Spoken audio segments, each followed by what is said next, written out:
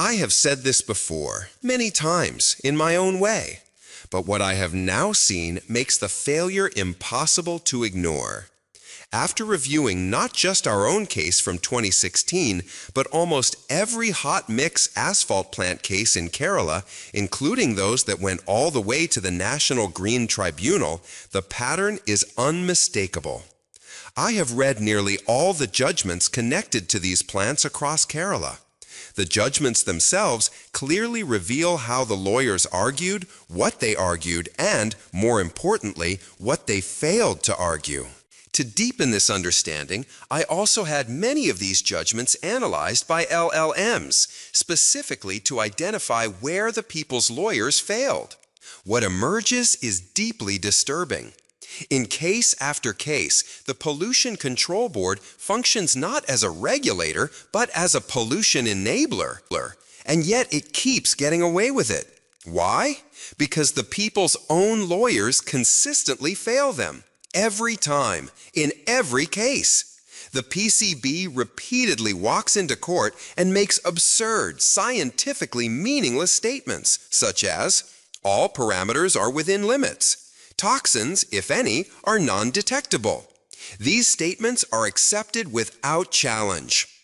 What is now crystal clear, even to an LLM, is that these claims were never properly questioned, never dismantled, never tested against known, well-established scientific data.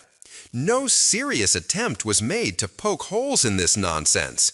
No attempt was made to expose the logical or scientific impossibility of what was being claimed. Even worse, the lawyers appear to have learned nothing from MC Mehta's binding principles, which clearly place the burden of proof on the state. It is the state's responsibility to prove that a facility meets acceptable health and safety standards. The people only need to challenge those claims by referencing known standards and exposing inconsistencies. That did not happen. Instead, we see the same farce repeated.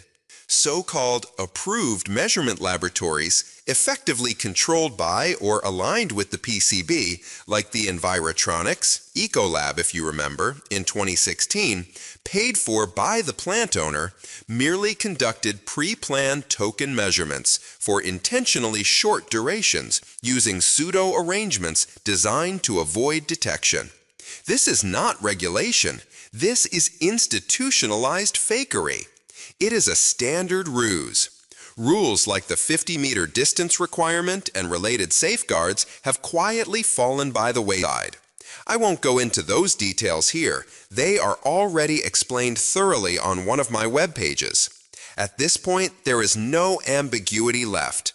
We can now see exactly where, how, and why the people's lawyers failed. And I say this with absolute conviction. There are no credible environmental lawyers in Kerala. None who meet a reasonable professional standard and are worth your money. Let me state this clearly and let it be read exactly as written so there is no room for guessing. The problem is not that air quality law wasn't taught in Kerala or even in many Indian law schools. The problem is that many lawyers lack the interest and initiative to learn even the basic air quality concepts required to fight asphalt plant pollution. What was needed to dismantle the PCB's gimmicks was easily learnable, often from simple Google searches.